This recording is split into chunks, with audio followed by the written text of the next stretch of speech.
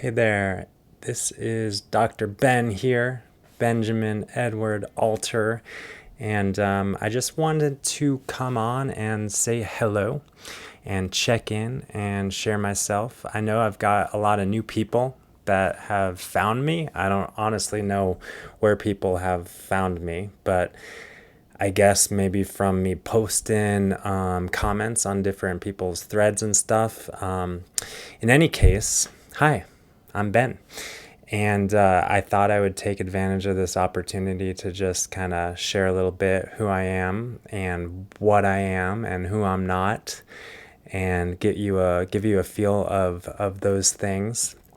And I really, with the intention of kind of supporting myself and supporting you and supporting the world, and further kind of opening up perspective and considering the world of the unknown, because that is really what has been my journey towards in the last year or whatever, but honestly more than that.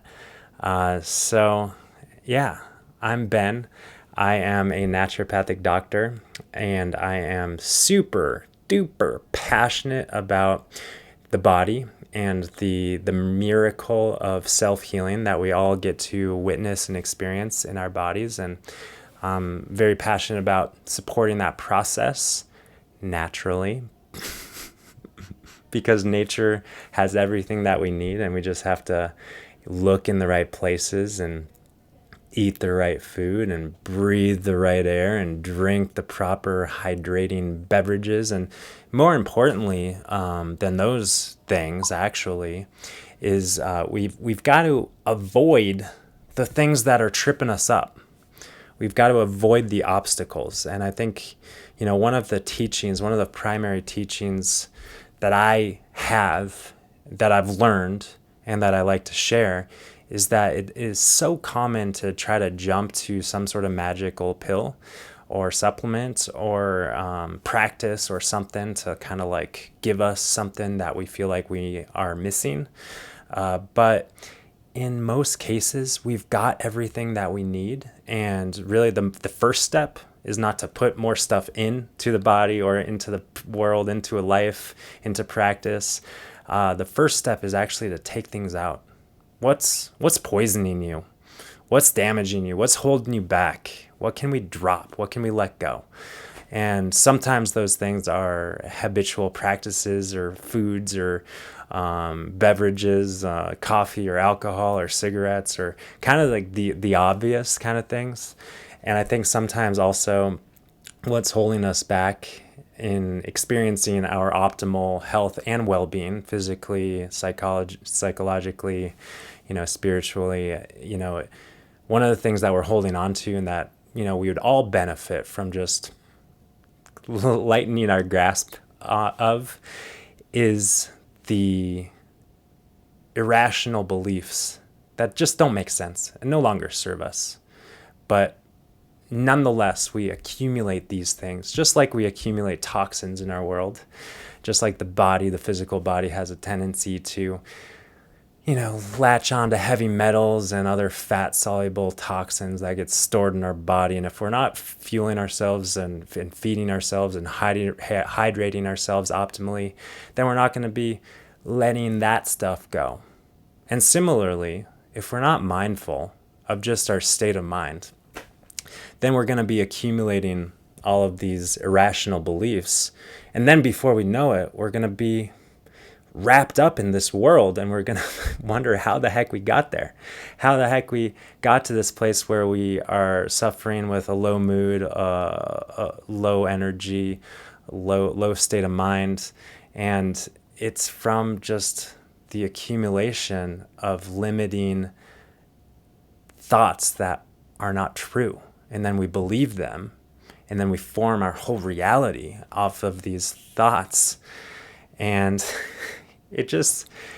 the great thing is, once we see that, and once we see our own innocence of that tendency to believe these insecure thoughts, then we see through the veil And then we've got to do, then there's once again nothing that we have to do. There's no practices, there's no meditation, there's no visualization, there's nothing. It's just in that insight that the structure, the house of cards, which I want to talk about more, house of cards, the house of cards dissolves. It's squashed. It's nothing. It's no longer holding us back. We're free. We're free. So that's what I'm passionate about, freedom in a nutshell. And I really love that health, to me, health is freedom. Physical health is freedom of bodily movements and feelings and sensations. And that's not to say that we don't experience pain, we don't experience a stomach ache, we don't experience a headache, we don't catch the cold, we don't get sick. We do get sick. Healthy people get sick. Healthy people experience pain. Healthy people have symptoms, but those symptoms are passing through us. Those symptoms are informing and educating us.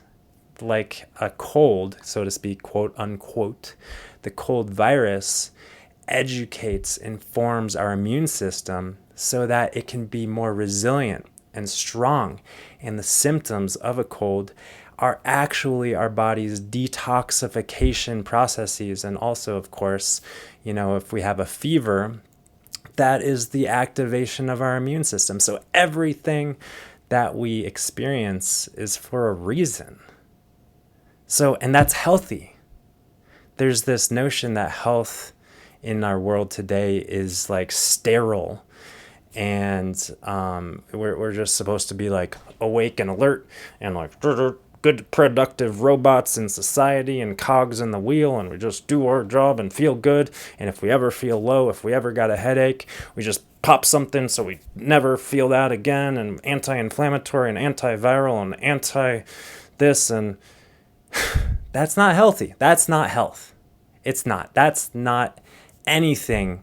I don't know when people came to believe or understand that that is a sign of health, to have no feelings or symptoms. So health is riding the waves, and health is listening to our body, listening to the biofeedback that our body is always giving us, listening to those subtle messages, or maybe not so subtle sometimes, and responding in a compassionate, educated, informed sort of way. So that's what health is physically. And health on deeper levels, mentally, emotionally, energetically, spiritually, is also, it's not clarity and creativity and love and joy in every single moment. Are you kidding me? When did we come to think that that is humanly possible, to feel good all the time? Of course, we came to think that by watching movies, by looking at advertising and marketing campaigns, by scrolling Instagram and all these sort of things that are telling us how we should be feeling. But that's not healthy. That's not normal. That's not aligned and consistent with nature. So what is healthy, what is normal, is low moods mixed with high moods, mixed with medium moods. And we can label these moods as anxious or sad or happy or glad or depressed or grieving or elated or scared.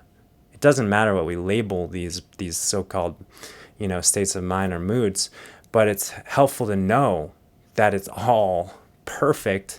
And once again, just like the headache or the stomach ache or the fever is biofeedback from our physiology, the moods, the feelings, the emotions, what we experience mentally, emotionally, energetically, spiritually, is soul feedback from our soul, feedback letting us know, are we in alignment with our true nature?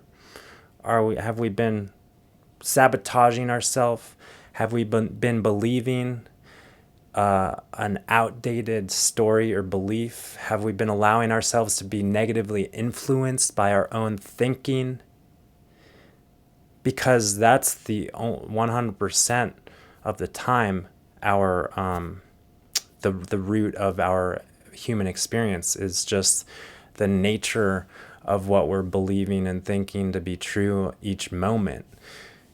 But unfortunately, we're led to believe that our outside circumstances are informing our momentary human experience, and that couldn't be further from the truth. But because of that misbelief, we live in a world where it's so common to try and fix and manage our outside circumstance. Get the perfect job, get the perfect house, get the perfect car, get the pretty, dog or whatever the material thing is, or not even a material thing. Maybe it's just a fancy vacation. Maybe it's just more free time, more walks in nature, more yoga classes, more meditation apps. We're conditioned to think that the outside circumstances and how we structure our life is actually going to inform our well-being, when that couldn't be further from the truth. Our well-being is informed only on the state of our mind in a moment. So if we feel low, it's just an indicator of where our mindset is. That's not, and once again, it's not unhealthy to feel low. It's not unhealthy to feel sad or angry or scared. It's just feedback from our soul. So these are the things that I'm really passionate about: health, well-being, freedom. And I wanted to share a little bit for just to kind of reflect, and once again also to kind of like say hi and let people know who I am, who might not really know me. Maybe honestly, the crazy thing is that in the last week, I think there's been like maybe 1,000 new friend requests and stuff, and I usually get like 2 a month or something, right? Like that. Honestly, I'm not that active personally on Facebook. And hi there, everybody. Hi there, Ruth and Cindy and Sonia and Christine. Yeah, I'm not that active. I haven't been that active personally on Facebook. I use Facebook primarily for Alter Health, which is our business in supporting people in their health, nutritionally, spiritually, mentally, emotionally, on all levels. But I have had this like calling to kind of come back into Facebook land a little bit. And I have been listening to that, just dabbling a little bit, commenting on things, sharing a little thing here and there.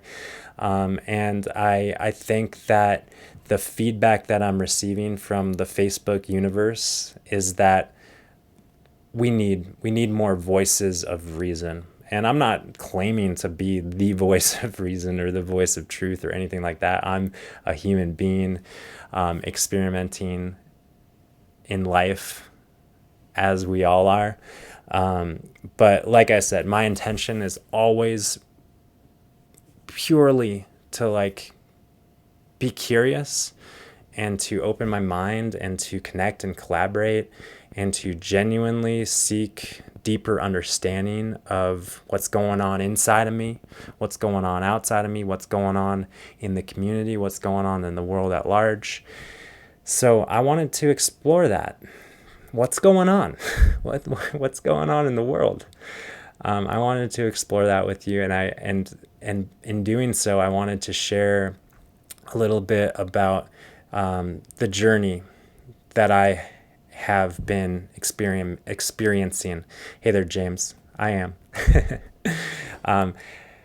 I wanted to share a little bit about the journey, where it started, where it's going, which I don't know where it's going. No one knows where it's going, but I wanted to share where it started. And it's really like the start of the so-called journey for me has been very clearly defined by the so-called pandemic. And for all of us, last March was kind of the wake up call. It was kind of like the something, we were all shook. What the heck's going on? What's happening? What's happening? So last March, I remember, way back March 2020. Oh boy. There was the buzz, all this buzz about the novel virus. And, I am a naturopathic doctor. I took, medical immunology, learned about the immune system, learned about bacteria and viruses and virology and all of this stuff, as did millions of doctors and PhD scientists and virologists and very educated people in the world. They all went through similar education to understand how the immune system works, understand what viruses are. And one thing that I learned, and one thing that I can assure you, every doctor learned, despite what they might have forgotten, but I'm talking about what we know. Even though people forget stuff, we still know stuff. We know that every single virus, every single bacteria that can potentially cause symptoms in a human being is a novel virus, is a novel pathogen. So I heard the narrative, the novel coronavirus of 2019. Isn't that COVID? Like, I forget what COVID stands for. I know some people say it's coronavirus vaccination identity or something like that. But the novel virus, do you remember hearing that term? The novel virus of 2019, 2020, the novel coronavirus. So I remember hearing the novel coronavirus, the novel coronavirus, the novel coronavirus. It was banged into us. And the first time I heard that term, I was like, why are they using the term novel virus? Every virus is novel. That's what allows it to, once again, create symptoms in the host. And that's why we've got an immune system to mount a response to all of these novel viruses that we're always exposed to. We are literally, we wouldn't be alive in here on planet Earth if it weren't novel viruses. So there was this, very intense message about the novel virus. The novel virus. Yeah, and I think I am speaking about the infodemic of just the wave, the bombardment of the narrative. It was just like washing. And so back to kind of the journey. I've never really watched the news, and a lot of people say, "Oh, I don't watch the news. I don't watch the news." But of course, we all get the news that other people watch, right? And it's like on the, in the background places, people are talking about it. People are posting things on social media. So even if we don't watch the news, we get the news, right? So we get bombarded with the news, but the news that I would kind of choose to tune into was the lighthearted variety that honestly I'm ashamed to share about it now. But I would tune into people like, what's his name? The Last Week Tonight, not Jamie Oliver. I don't know. I forget. Last Week Tonight and like Stephen Colbert and Trevor No Laughs. I would tune into these guys for some version of what's happening in the world, knowing that it was trust me, I knew that it was a very biased source of news, but nonetheless, it was like, all right, what's happening in the world? They're going to tell me it in some kind of funny way that might make me kind of smile.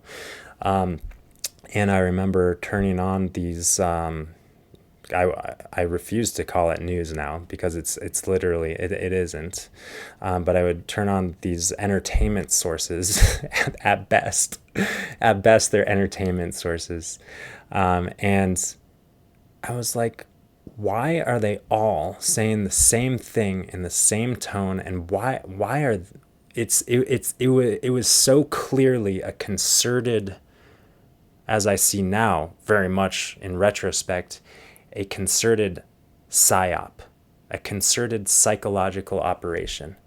And I saw it from the get-go. I saw it from the get-go the first time I heard novel coronavirus. Like, no, it's not. Why are people still talking about this thing? A week later, 2 weeks later, oh, it's okay. It'll, come April or May, like, all right, it's just gonna be like this, like, wave of craziness. And then, of course, it's not a wave of craziness. It's 10 waves of craziness. And it's not about a so-called virus. It's about a plan, as Kathy stated. It is a plandemic. And that's not to say that there might not be something happening in terms of like a new virus, a new thing. But what's actually happening in addition, alongside the health issues, the public health issues, which I truly don't really see that there are public health issues, especially when you look at the overall mortality of 2020 compared to 2019. On par. Deaths were redistributed. People died of COVID-19 instead of heart attacks and strokes. Even though they did die of heart attacks and strokes, they had COVID-19 or were tested positive for COVID-19. You guys have heard it before, right? Yeah, now all the late night shows just roll up your sleeve, be a good member of society. As Dr. Greger said, do your civic duty and allow yourself to be subject to the mass experiment of 2021, which I am not confident in 1%. That's, I'm not here to tell anyone what to do. I'm here, but I am here to be myself and share who I am.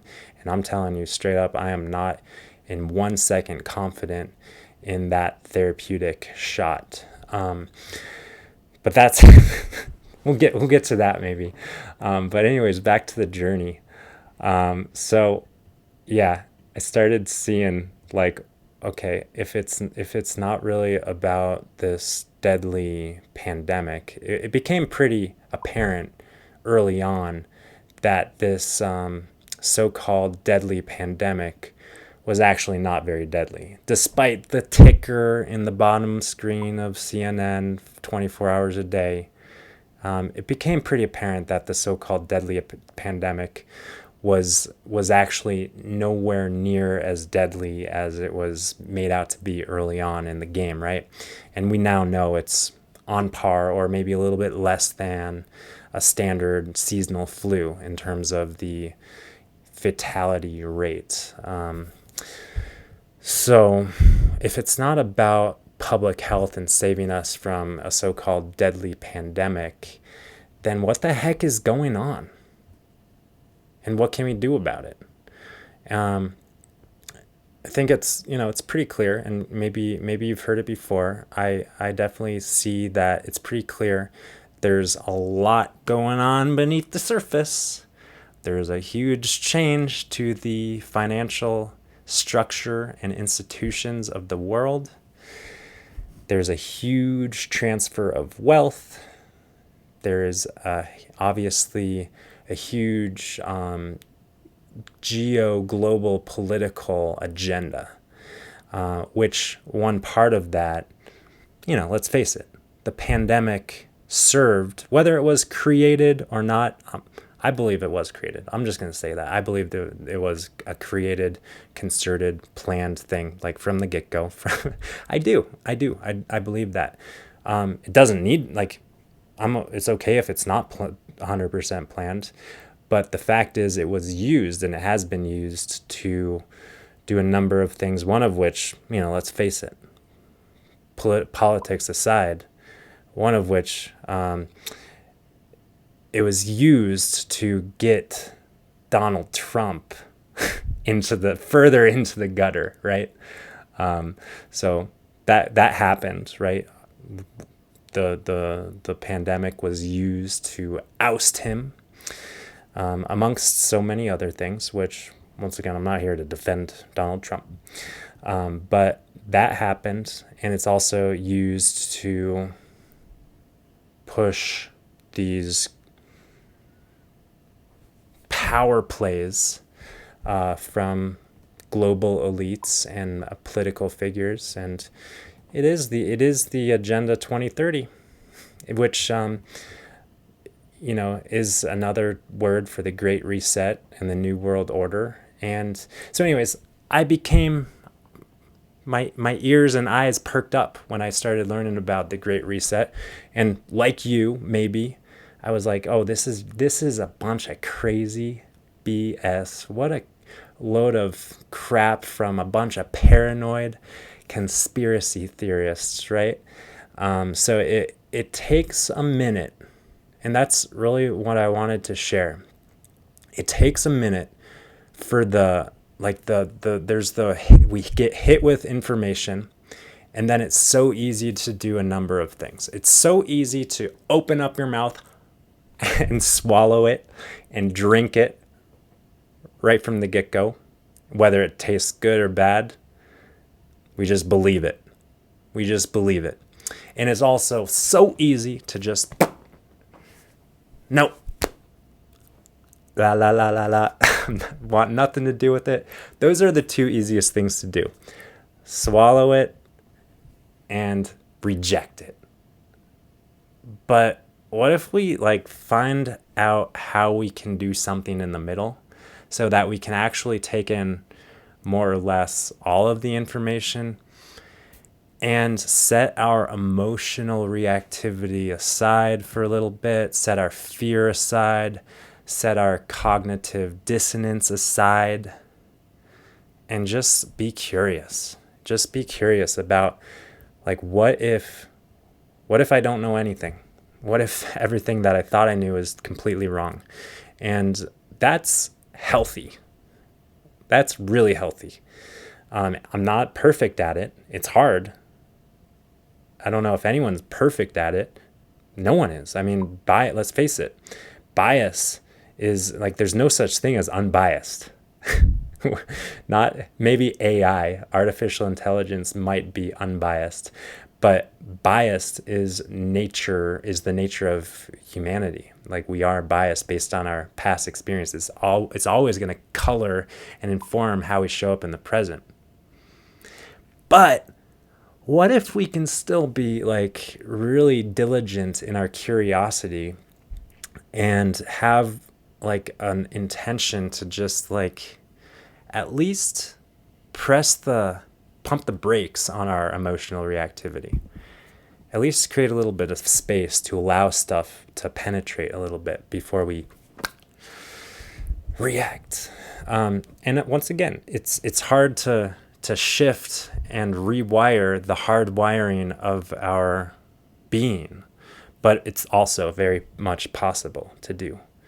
So if I did have a mission or intention of coming on, it was to kind of share that a little bit, just kind of keeping ourselves open. And I am the first to admit that once I started to see oh my gosh, this 2030 Great Reset, Agenda 21, Bill Gates and all the people around the world, and they're teaming up and communicating. And once I started to kind of see that, I admit that paranoia, I don't know if that's the right word, but it's everything. It's it's part of the plan. It's part of their plan. And now most recently, Bill Gates divorcing Melinda Gates. What's that? It's part of the plan. Don't lose sight of what's going on. We're trying to be distracted. I don't know. But just have to press the pause and just, okay, maybe they did have a little falling out. Maybe Bill Gates was cheating on Melinda. I don't know. But maybe it's part of the big strategy to diversify power and wealth, spread it out a little bit, attack. I don't know. Got to stay on our toes, right? Got to stay on our toes. So that happened, just the awareness of the corruption. Let's face it. That's really what it is. That's really what we're speaking to. Awareness of the dark, the corruption, which once again, it's so easy to just focus on the light. Just be the light, just focus on the light, just focus on the good stuff. And that's how I was born and bred. Not that I've always been this positive, like la di da di da kind of person, but yeah, covering their assets. I don't know. We'll see.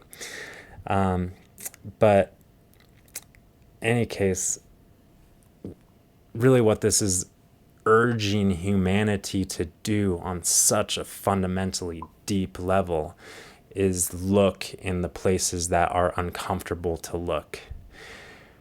In our own closets, in our own lives, in our own realities, in our own world, just looking where we choose not to look. And because there's a lot of cobwebs, there's a lot of stuff, and the scary monsters thrive in the darkness. The scary monsters thrive when there's not a whole lot of eyes and light on the subject.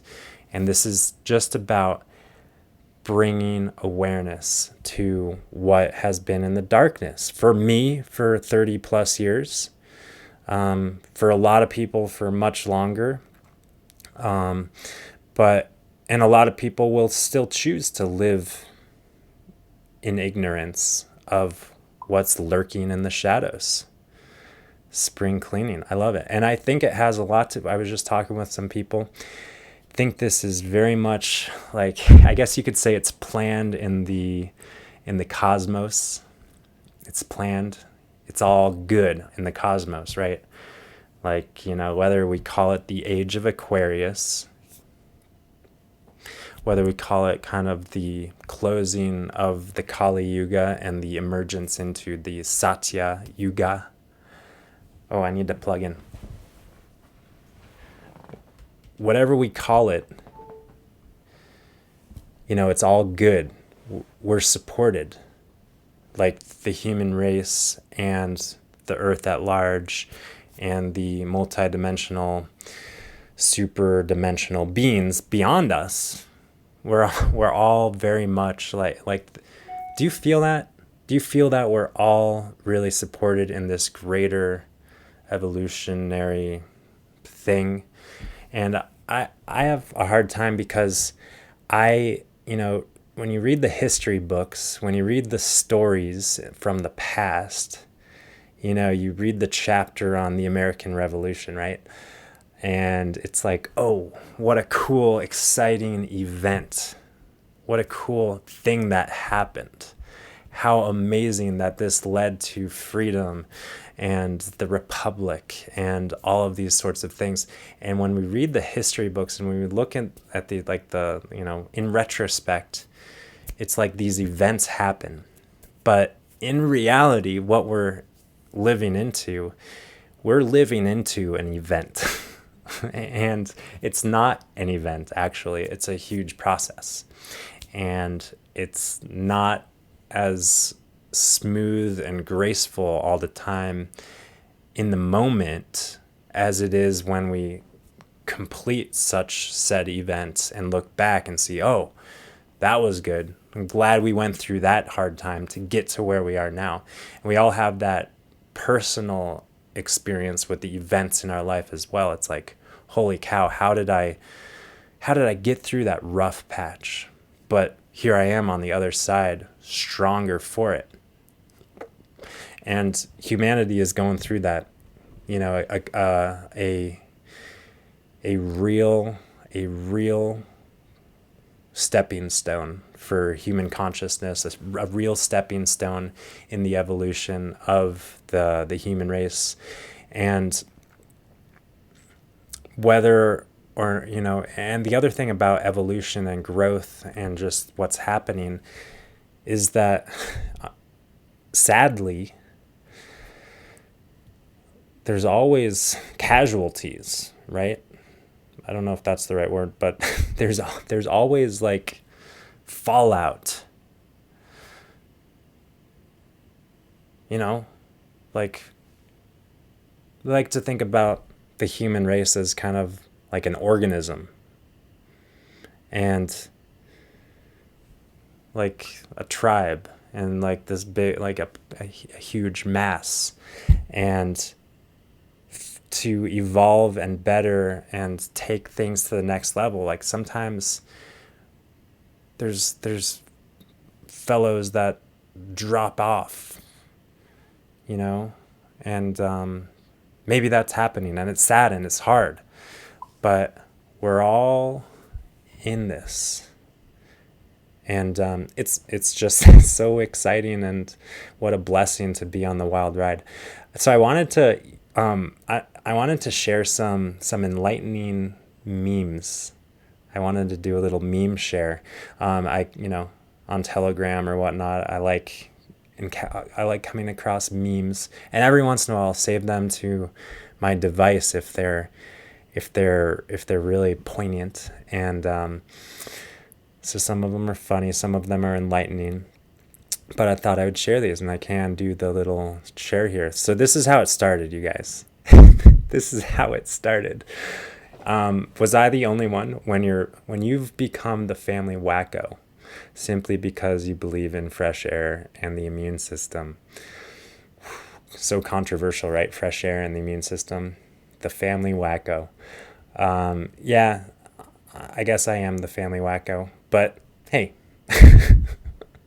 But hey. And what's this one? Oh, this is a good point. Most people believe most of the things they believe only because they believe that most people believe them. So maybe we should read this again. Most people believe most of the things they believe only because they believe that most people believe them.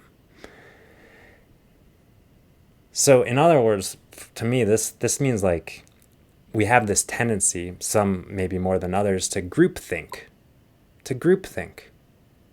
And maybe it's helpful to believe what we believe and do our best to individually think. Maybe that would serve us. It's not always easy, but maybe. Oh, this next one's a good one. Okay. I guess I've already like kind of crossed the threshold.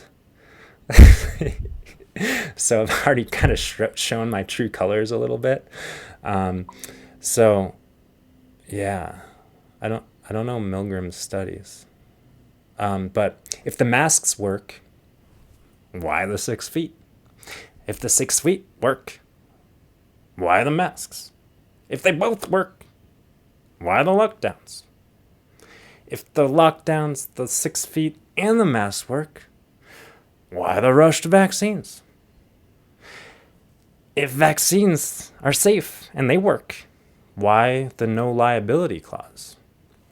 Things that make you scratch your head.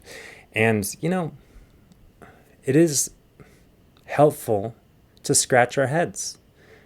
And it's also okay to not be okay with things, It's okay to not be okay with things. Personally, I'm not okay with the masks. You could call me an anti-masker, but I guess I'm just a pro-facer. I'm a pro-breather of fresh air. Yeah, every once in a while I'll play by the rules. I'll smack it on. Usually, the last time I went to the store, I just did this, and I got yelled at. But I don't know what the difference is. Anyways, I'm sorry if I'm offending people. I am. But it's hard. It's hard to be in the world these days without offending people. And we do our best. And I'm not intentionally being offensive. I'm just intentionally and unapologetically being myself, even though I am apologizing. Okay. Oh, love this one. Is wearing a mask making you feel sick and tired? Ask your doctor if air is right for you. Yeah. Cheers to just leaving the mask at home. Just, or throw it in the garbage or whatever. You can do what you want with your mask. Is wearing a mask making you feel sick and tired? Ask your doctor if air is right for you. Can you imagine if the pharmaceutical industry could patent air? That would be a nightmare. But holy cow. And then like let's face it, I think they already kind of do manipulate the air. Chemtrails and then just pollution, whether or not it's like intentional manipulation, even though there is geoengineering going on, right? So there's that. What's next? Oh yeah, we're getting into vaccine world. Or I'm not even going to call it the vaccine. I refuse to call it a vaccine. It's a drug. There's a 99% chance that your car will be fine, but we recommend you service it with the new experimental oil that could kill the engine. Sounds legit. Let's try this oil. So the thing about medicine, there's a few things that I want to bring up that I find very near and dear to my heart. The first is informed consent. Informed consent is the basis of medicine. Medicine is not about forcing therapeutics. And the other thing, doctor, which, let's face it, there's a lot of medicine beyond the doctors, but doctor means teacher. Doctor means teacher. Doctor doesn't mean pill pusher. Doctor doesn't mean prescriber. Doctor doesn't mean authoritative figure. Doctor means teacher. And medicine is about learning. So informed consent is really at the heart of medicine. It's informing somebody what the therapeutic options are, what's going on in the body, what we can do to shift what's going on in the body naturally, pharmaceutically, whatever. And then the individual consents to what's going on in the body and managing that based on their personal desires. Informed consent is at the heart of medicine. The other thing that's at the heart of medicine is science. And when I'm talking about science, I'm talking about science, not scientism, right? Not believing in science, but being scientific. I can't believe there's this movement to like attack people for being anti-science and not trusting the science, not believing in science. Science is not something to believe in. But the most scientific thing that we can do is look at data, just pure, raw, unbiased information. Data is like, just is what it is, right? Data. Can't argue with data. You look at the data and then you see if something improves likelihood of better outcomes or has negligible change on outcomes based on the data. So the data, which this is where a lot of people get confused because it all comes down, and I'm going to get there in the next little meme. It all comes down with the fact that data is not so pure and shiny. Data is being tampered with based on reasons that we've already kind of talked about. And you guys know that, all of the PCR tests, all of the diagnoses, all of the case fatalities associated with the condition, but not caused by the condition. All of these things skew the data. But in any respect, the data says that overall, the infection fatality rate of the thing, which I guess I've already been talking about it, but Facebook's probably going to cut this down, right? But the data suggests that, what is it, like 0.04%, like overall infection fatality rate based on people who contract said virus. and then die 0.04% total, something like that. And if we get a good, efficacious, I'm not going to use the V word.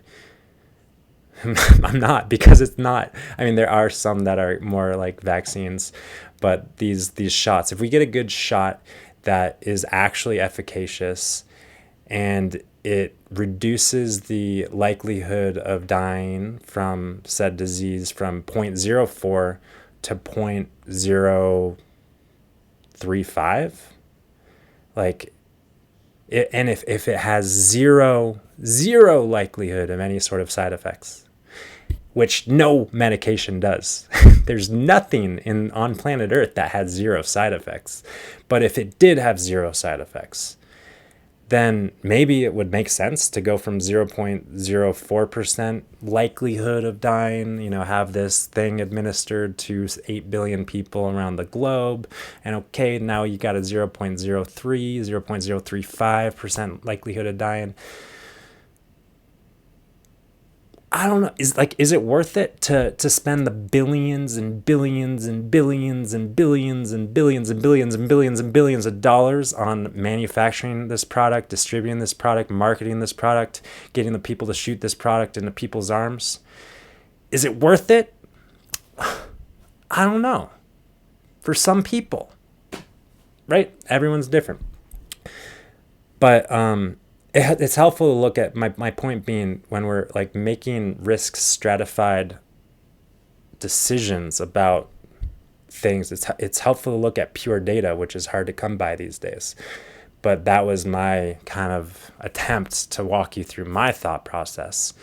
And we don't, and the other thing is, of course, we're all in this experiment. We don't know what the long-term side effects are.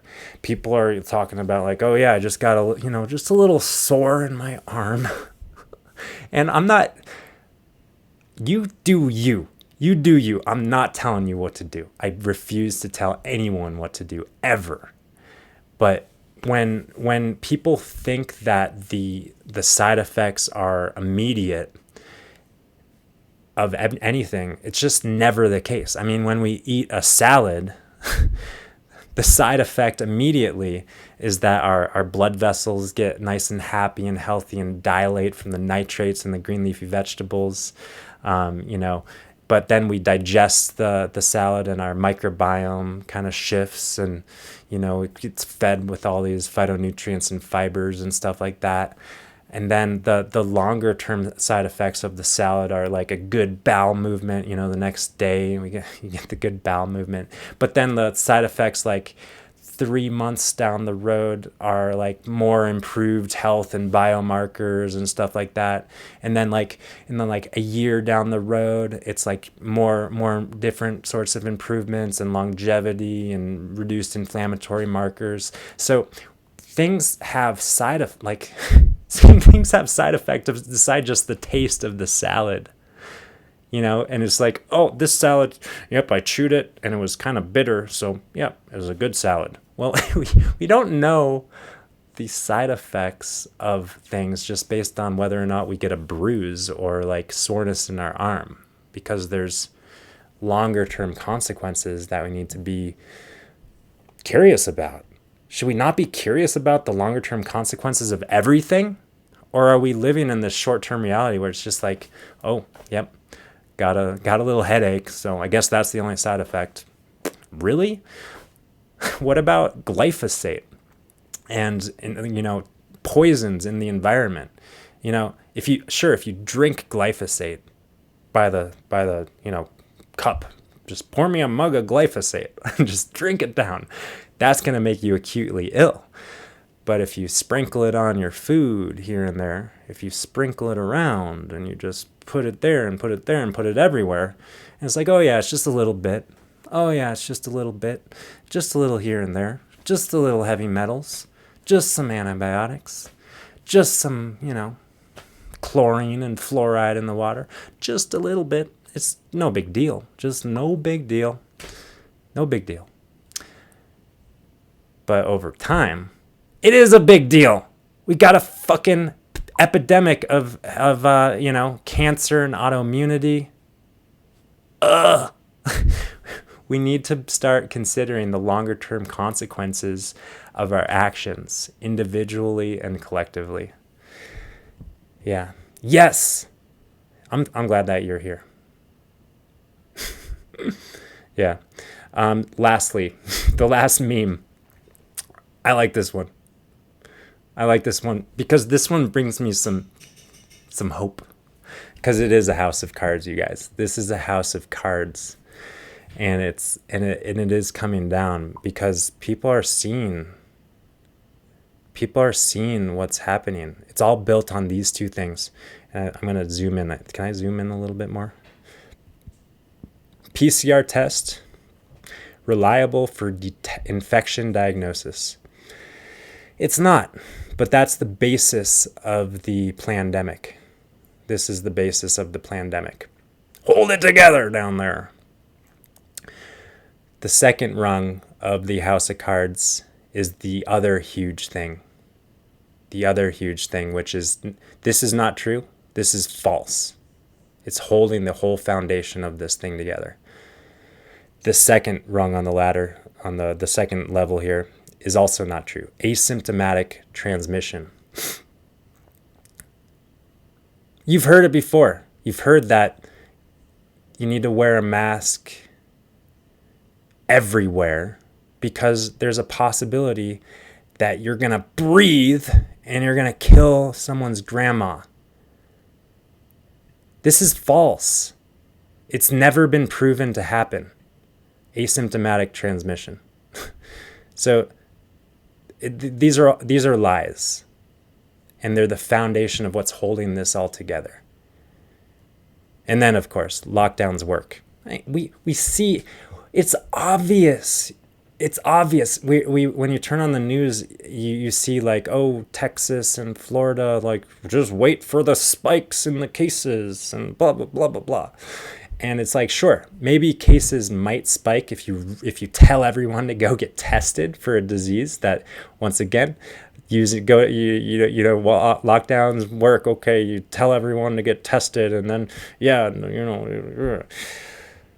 oh boy. Oh, and then of course there's mask prevent transmission. They don't.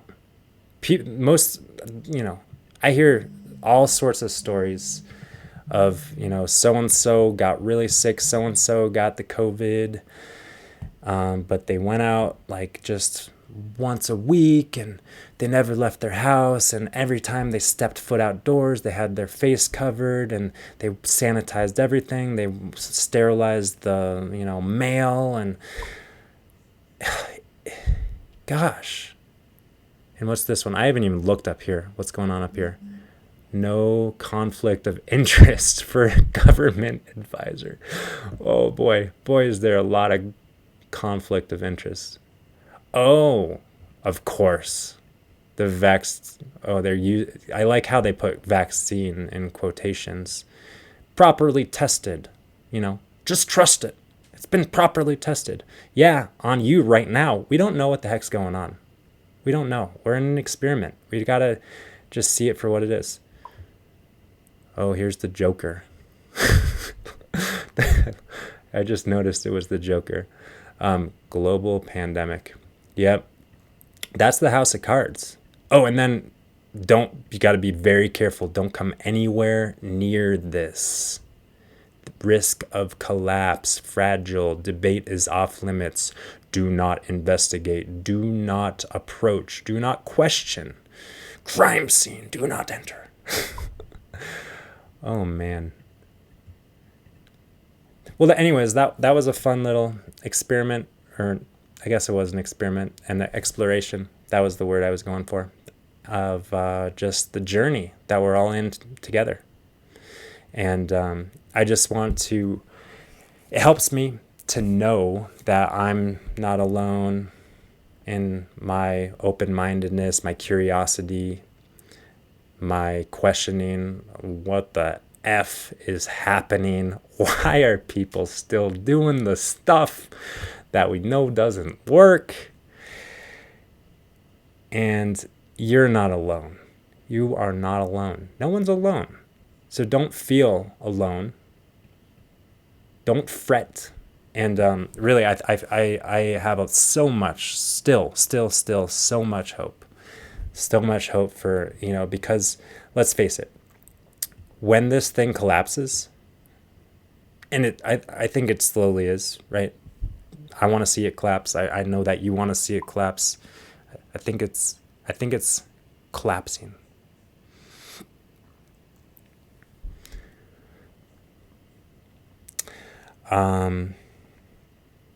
Richard, my question, why now and why not any other time crazy viruses have surfaced? I don't know your question. But in the beginning, I was talking about how really this is all predicated on, well, you saw like the base of the house of cards, but it's all predicated on the fact that this virus is a novel virus. And there's no such thing as a virus that isn't a novel virus. All viruses, all organisms in the world are novel. And that's how they cause symptoms in our miraculous, evolved bodies with robust immune systems that know how to deal with all sorts of novel stuff. On that note, isn't it a shame that we can't isn't it a shame that we can't talk about vitamin D and zinc, and as some of my colleagues have been talking about it, apple pectin, because we can't even use we got to speak in code so that the tech lords don't censor us. And apple pectin, by the way, is a really powerful medication that's 99 point something percent effective in, sorry, I'm reading comments. So apple pectin, ivermectin is a powerful drug that's 99 point something percent effective in like literal, like the complete resolution treatment of the disease that some people are concerned about. But most people don't know what the heck this is because it's not a moneymaker. It's a cheap drug. It's been around for 60 plus years. It's been used to treat all sorts of things. And we can't, for a number of reasons, there can't be a, I don't like to use the term once again, but there can't be a vaccine for something that has an effective treatment. So if the COVID has an effective treatment, then FDA cannot approve at any point, even though we know that the things that people shoot into their arms are not FDA approved, but at no point can FDA approve the vaccine, the shot, if there is an effective treatment.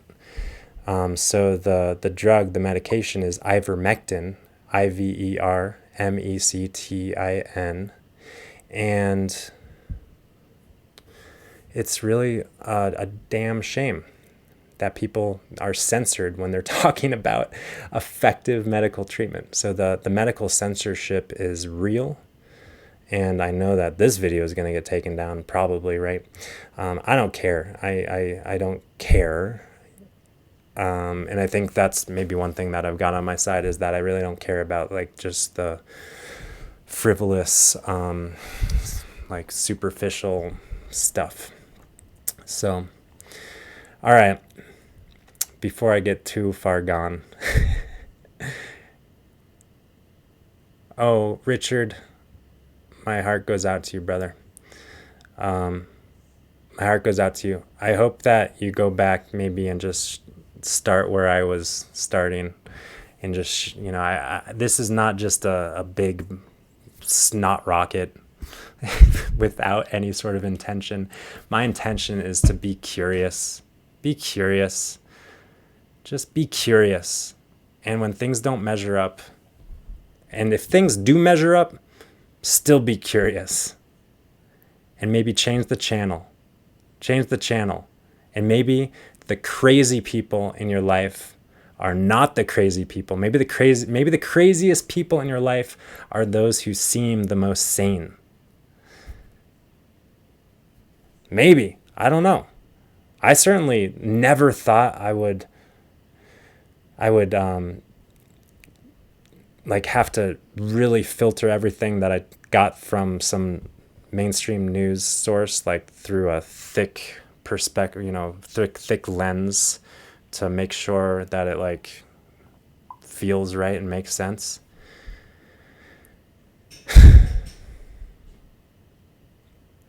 Yeah. It's so hard. It's so freaking hard that there are two distinctly separate realities, at least two. Let's face it, there's much more than two, but there's two big ones. And people, I'm in one. I'm in one reality. I try my best to transcend the bubble, the reality bubble, and live in the ultimate reality. I try my best, but I'm also human.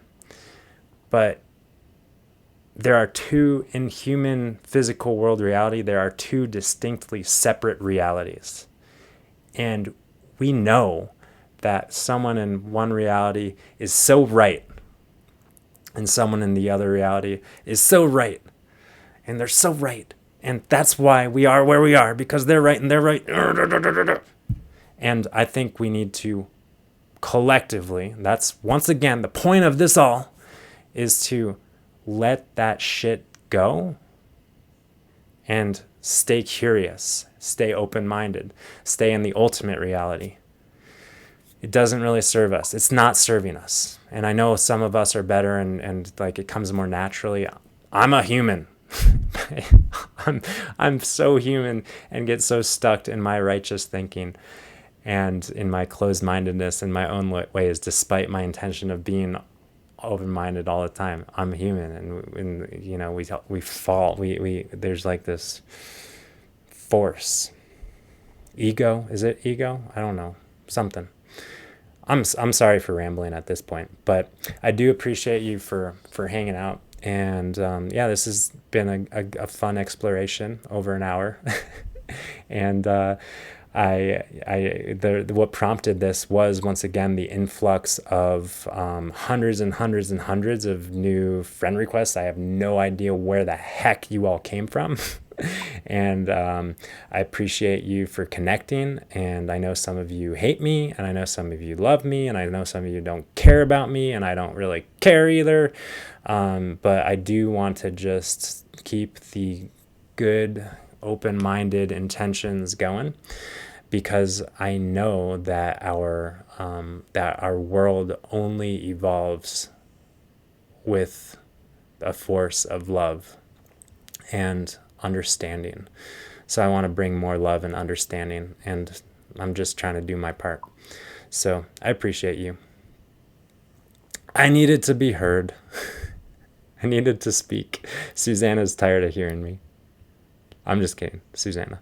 I think she might be listening. I don't know. You back there? Anyways, I love you all. All right. Peace. And maybe we'll do this again. If you liked it, you can, we'll do it. Stay curious. Thanks for hanging. Peace and love.